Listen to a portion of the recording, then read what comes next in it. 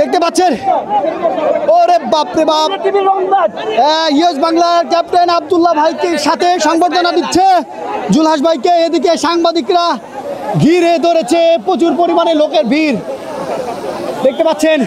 উপর থেকে ড্রোন, এপাশে হেলিকপ্টার যোগে বিভিন্নভাবে ঘিরে ধরেছে চর। লোকালয়ের ভিতরে পুলিশও কিন্তু হিমশিম খাচ্ছে জনতার ঢলকে নিয়ন্ত্রণে আনতে।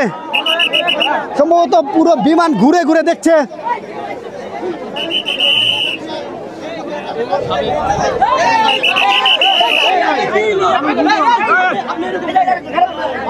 দেখতে পাচ্ছেন